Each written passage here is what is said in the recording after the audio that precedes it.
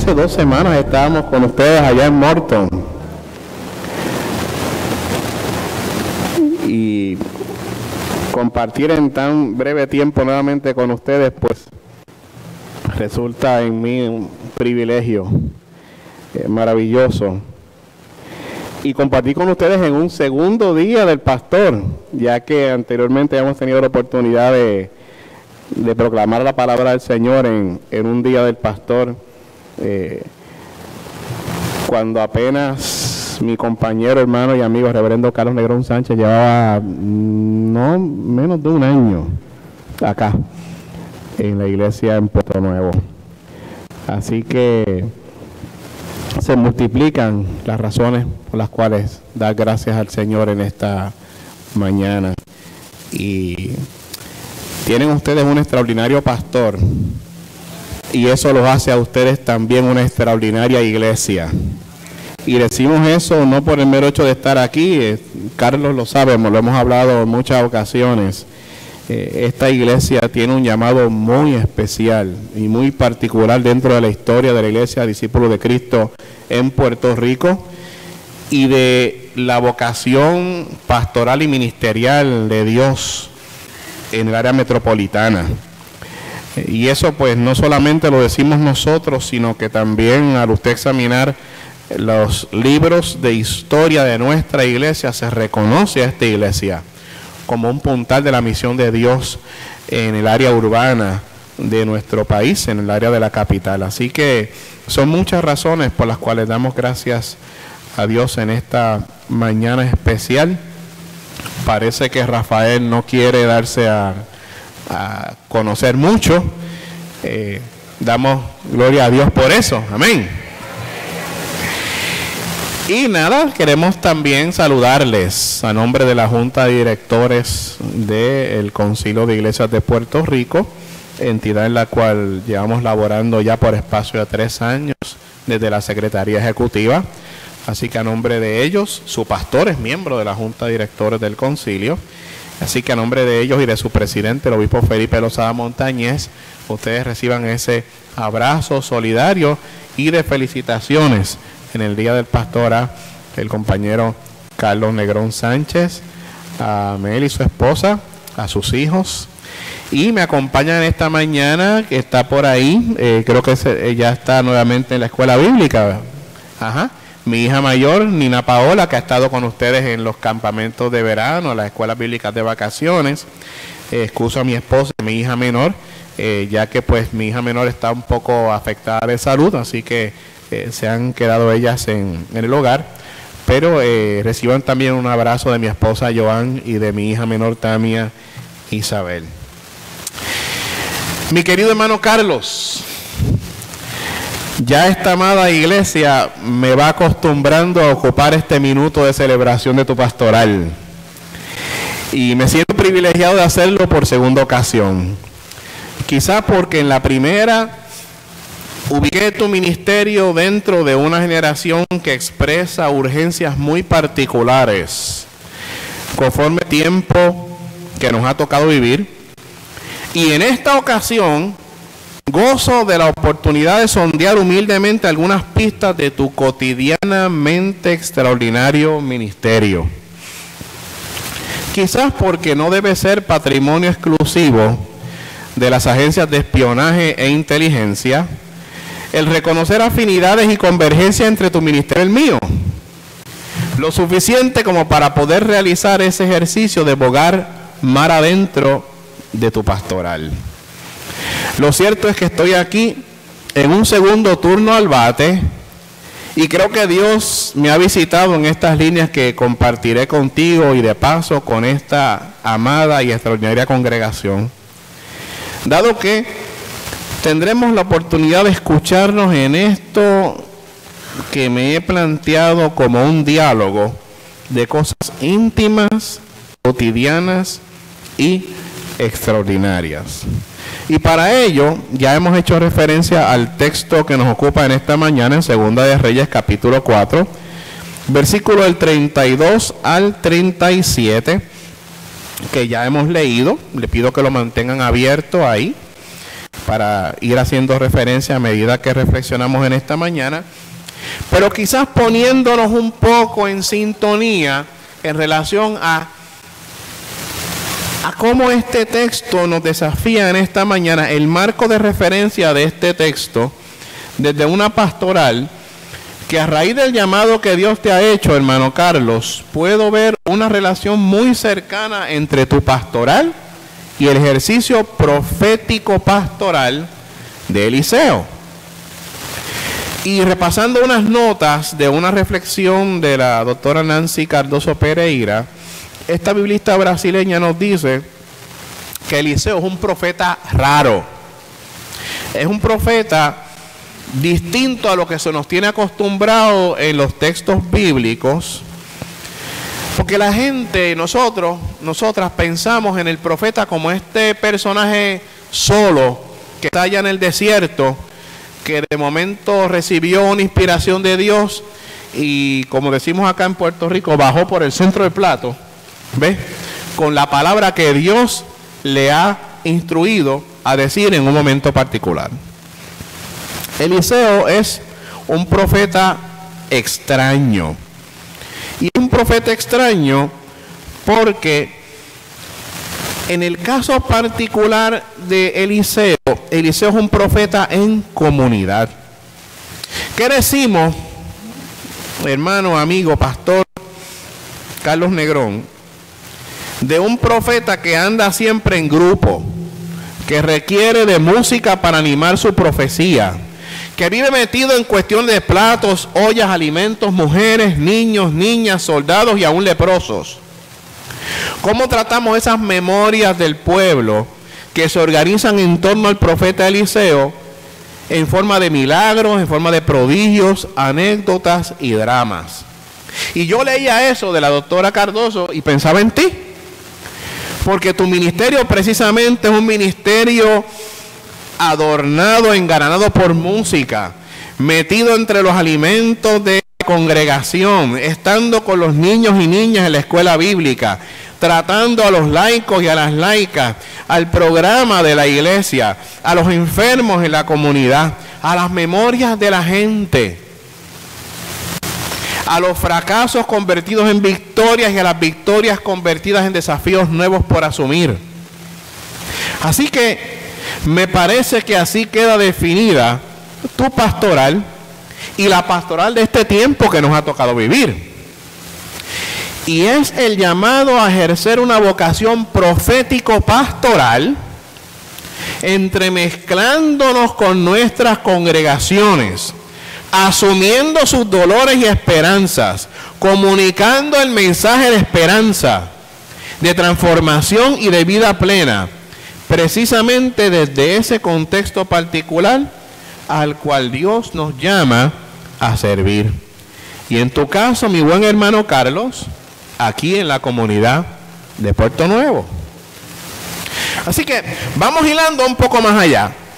La práctica pastoral de los cristianos y cristianas se nutre de la experiencia de la fe vivida eclesialmente en la comunión con los hermanos y las hermanas. Comunión que es comunión de pan y de vino. Comunión que es compromiso del bautismo. Y cuando hablamos del compromiso del bautismo, hablamos de la ordenación del creyente, porque todo creyente es ordenado desde el bautismo. Y todo creyente y toda persona es llamada desde el vientre de su madre. Así que todos y todas somos llamados y llamadas a un ministerio particular. Amén. Todos y todas somos llamados a una vocación ministerial. Y la vocación pastoral específicamente dentro de esas vocaciones que se alimentan en la comunidad de fe. Así que desde el bautismo, en la animación del Espíritu Santo y en la esperanza del reino de Dios, tenemos la experiencia maravillosa de la iglesia de Jesucristo que nos convoca en esta mañana. Sin embargo, esta experiencia de por sí no está restringida a lo que hemos mencionado. Tú bien sabes, Carlos, que la pastoral nace de la experiencia de fe comunitaria y se inserta en la sociedad para transformarla enseguida de acuerdo con nuestro concepto de práctica. Es la práctica de la fe nuestra la que transforma la comunidad. Vuelve a la comunidad para rever su acción a la luz de los principios de fe. Fecunda a la propia comunidad por la experiencia vivida en la sociedad y regresa entonces a la congregación para alimentar la acción pastoral. Así que de lo que estamos hablando es como de una especie de círculo hermenéutico, de círculo de ejercicio pastoral. Y estos dos elementos, en el ejercicio del profetismo comunitario, conjuntamente con una actividad pastoral portadora de ciclo de transformación y acompañamiento, nos llevan al texto que nos ocupa en esta mañana. Eliseo ya había culminado su experiencia de intercambio y bendición con la tsunamita. Y usted mira los versículos que vienen antes, en ese mismo capítulo, usted se va a dar cuenta de una relación bien íntima, bien hermosa, entre la tsunamita, su esposo, Eliseo. Eliseo está pasando por la comunidad. Y pasando por la comunidad, ellos albergan a Eliseo. Y desde esa dinámica de convivencia, Eliseo bendice a través del Dios bueno, ¿verdad? Bendice a esta mujer profetizándole el nacimiento de un hijo.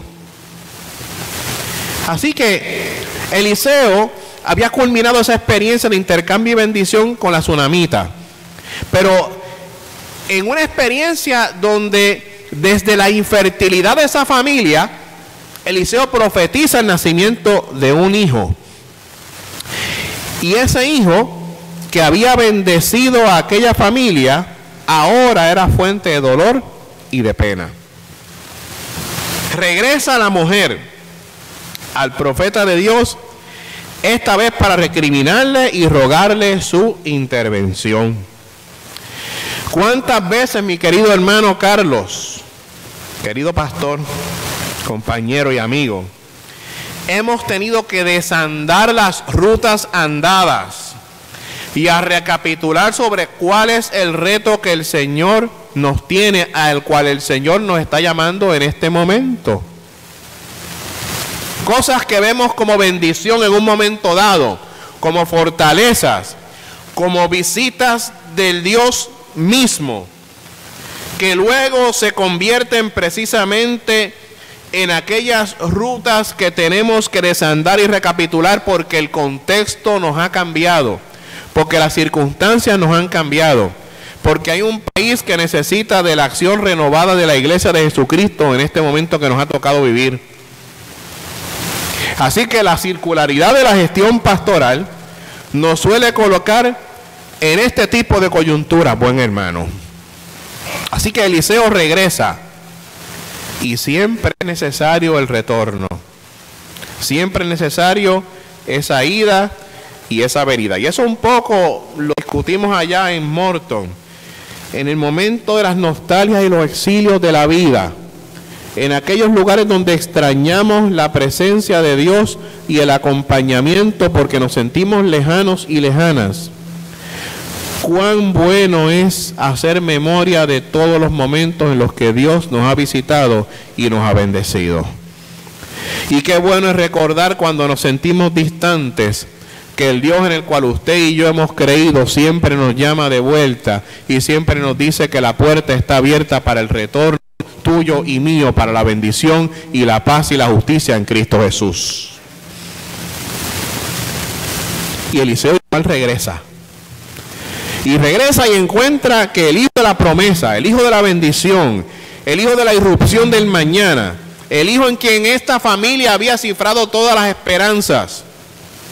Y fíjese, mire el hijo como metáfora, mire el hijo como imagen, porque el hijo personifica precisamente nuestras esperanzas, personifica específicamente aquello en lo que nosotros hemos puesto fe y empeño en la vida. ¿Cuántas veces se nos troncha el mañana? ¿Cuántas veces se nos troncha la esperanza con una circunstancia particular? ¿Cuántas veces se nos troncha el horizonte porque algo nos ha golpeado tan fuerte que perdemos incluso la visión, perdemos incluso el norte de nuestra existencia, de nuestro caminar? Y allí regresó Eliseo. razones de vivir de nuestros hermanos, hermanas, familiares, gente con la que nos topamos todos los días.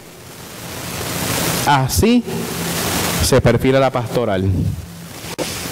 Ahí comienza un nuevo aprendizaje, óigame, que no depende de las campañas televisivas o del mensaje radial. Y tenemos los medios masivos de comunicación muy entretenidos en echarle la culpa al diablo de las cosas que suceden. O de decirle que Dios está en control de una manera así antipersonal. Claro que Dios está en control. Pero hay que sumergirse en los procesos divinos, en los que Dios va asumiendo precisamente la esperanza y la paz. Menos aún esto depende de teologías enajenantes que acaban chocando de frente con la realidad. No. La realidad del pastor y de la pastora, y eso lo sabes muy bien, Carlos, es mucho más compleja. Es mucho más compleja porque somos los y las que nos quedamos cuando todo el mundo se va. Somos los que nos quedamos en pie en la hora difícil, temprano en la mañana o tarde en la noche. Y yo sé que muchos y muchas de ustedes, desde esa gratitud que brota de sus corazones, pueden muy bien citar momentos en que este caballero ha estado con ustedes a altas horas de la noche o temprano en la mañana, porque es parte de la pastoral, y es parte de la pastoral congregacional, y es parte de la pastoral en la comunidad también, porque incluso no hay que ser necesariamente miembro de la iglesia para sentir el pastorado de una figura pastoral. Somos, mi querido Carlos, quienes regresamos por las sendas que otros tomaron para marcharse y nunca volver. Los pastores y pastoras somos aquellos que regresamos a la vida de quienes amamos y de quienes pastoreamos, cuando muchos y muchas se han marchado para nunca regresar. Y Eliseo regresó. Y tú también regresas, Carlos, cada vez que la situación familiar del hermano o de la hermana en la fe se complica. Cada vez que un hermano o hermana vuelve a caer preso de alguna adicción. Cada vez que el conflicto no resuelto en una familia escala de formas impredecibles. Cada vez que la tortilla se vuelve de una manera aún impredecible para ti como pastor. Y a veces los pastores de momento no tenemos todas las respuestas a las preguntas. Pero a veces la pastoral trasciende la mera respuesta a las preguntas. Porque quizás quien tiene todas las respuestas es el propio Señor cuando estemos en su presencia. Y yo sé que hay muchas preguntas en nuestra vida. Y yo sé que hay muchas preguntas que nos hacemos y muchas preguntas con las que abarrotamos al propio pastor de la iglesia. Y felizmente recibimos los cuestionamientos, felizmente recibimos las dudas, las preguntas, los reclamos. Pero también debemos saber que no siempre los pastores y pastoras tenemos las respuestas a todas las preguntas que se nos formulan. Lo que sí los pastores y pastoras genuinos como ese caballero que está en el altar tenemos es la presencia de estar con ustedes y demostrar el amor de Dios que no nos deja nunca, aún con las preguntas. Y eso sí es parte de la pastoral, porque la pastoral es acompañamiento, la pastoral es echar el brazo y caminar con nuestro pueblo en sus necesidades y quebrantos. Es aquí cuando el texto se nos vuelve carne de realidad, porque nos toca abrazar el cadáver de lo que quedó. Mira el texto, estamos hablando de un niño que ha fallecido. Nos toca abrazar el cadáver de lo que quedó, aún sin tener certezas de cómo Dios va a obrar en esa situación.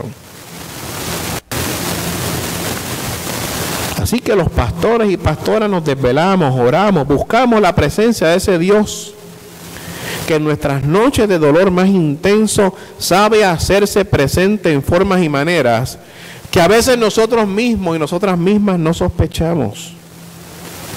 Y es en ese encuentro, es en ese abrazo, Carlos amado, que veo 3 aspectos que vale la pena mencionar a la altura de este diálogo. Y me fascinan las metáforas, las imágenes, porque lo veo como imágenes. Usted lo lee, fíjese qué maravillosas esas imágenes que vemos en el versículo 34 y 35. Y afino la vista a algunas de ellas. Eliseo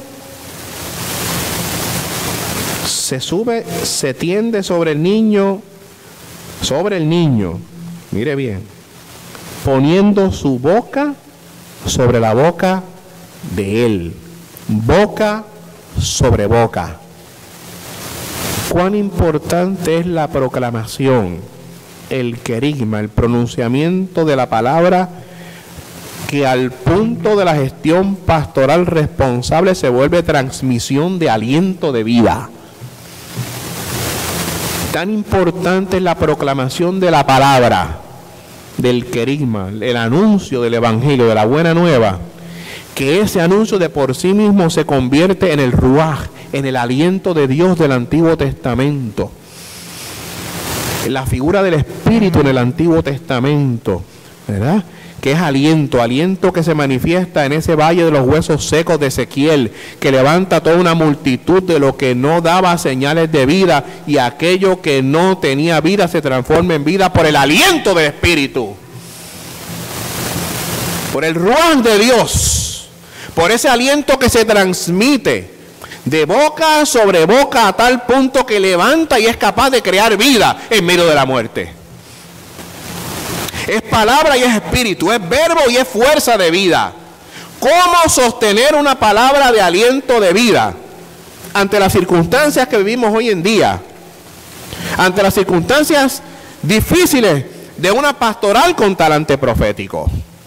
¿Cómo sostener y transmitir vida cuando todas las circunstancias parecen indicar lo contrario? Se trata, compañero, de sostener esa palabra, de sostener ese aliento de vida en medio de momentos de crisis. Eso es parte del ministerio pastoral, lo hermoso y lo complicado del ministerio pastoral. Sostener una palabra de forma tal que la palabra se vuelva aliento de vida. Pero entonces la otra imagen, ojo sobre ojo. Y es el ejercicio de la visión pastoral.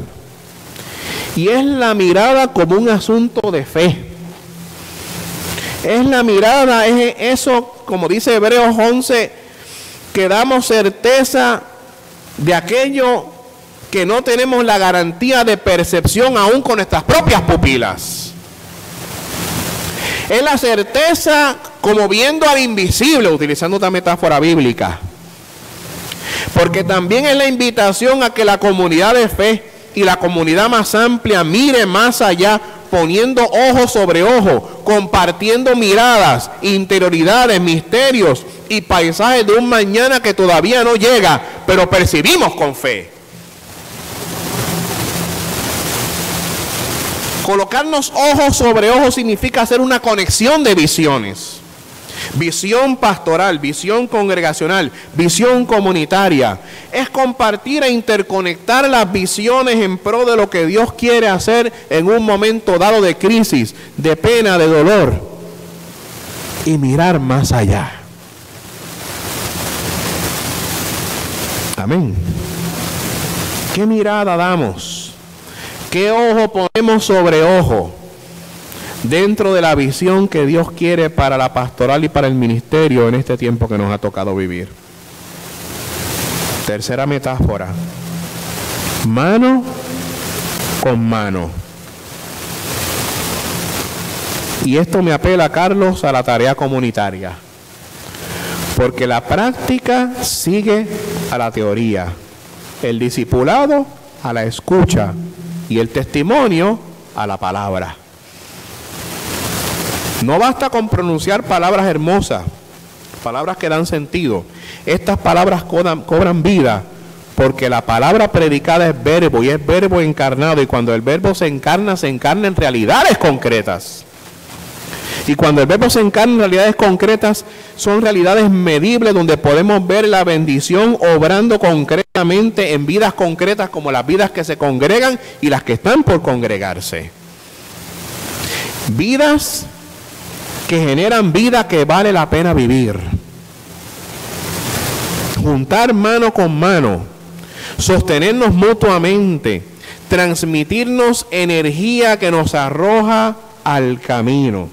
Y fíjense bien en el texto, mis queridos hermanos y hermanas, cómo se da esa transmisión de energía del cuerpo de Eliseo al cuerpo del niño.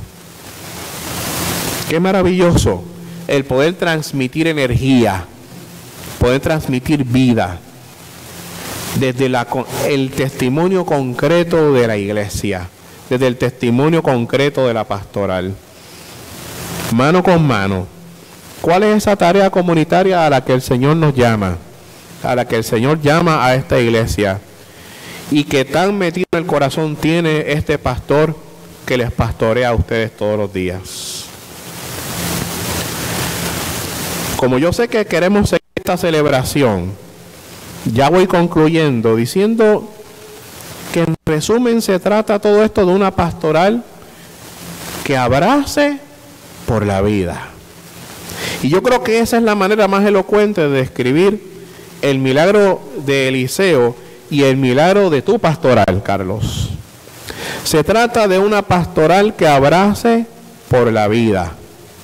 Vivimos tiempos de modernidad líquida, de posmodernismo, de compromisos laxos, donde al decirle al reverendo Moisés Rosa Ramos, anterior secretario de lo que era el Concilio Evangélico de Puerto Rico, padecemos el mal del interinato, donde no nos decidimos por nada, donde todo queda pendiente, donde no hay tiempo para más. Y citando Moisés, a Domingo Marrero decía que tenemos la cabeza alada y el anca equina, es decir, somos combinación de ave y de caballo y no nos decidimos si galopar por llanuras o volar por las nubes.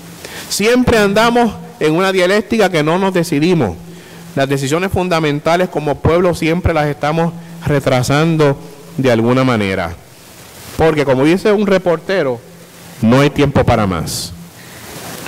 Todo se recalienta y se enfría para luego recalentarse en una dimensión eterna a la usanza del horno de microondas. Qué bueno que Eliseo nos muestra un proceso trabajoso, difícil y trasnochado de gestión pastoral y profética que genera ese calor que apunta a nuevas resurrecciones. Y qué bueno que Dios nos convoca siempre a nuevas resurrecciones. El niño vivió y esta iglesia vive. Tu pastoral, hermano querido, apunta a esa dimensión de acompañamiento que genera vida, aun cuando todas las preguntas no cuenten con las respuestas inmediatas.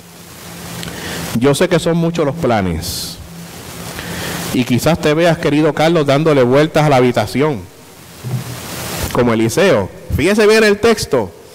Uno siente la intensidad del profeta buscando la presencia de Dios, dándole vueltas a la cama, haciendo cosas, buscando que el niño de alguna manera reviva. Y yo creo que la ansiedad del profeta es la ansiedad de la pastoral.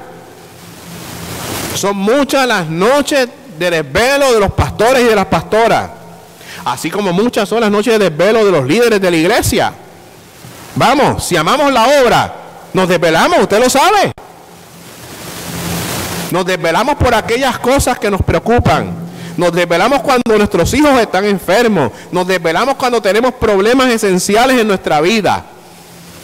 Signo de esa preocupación.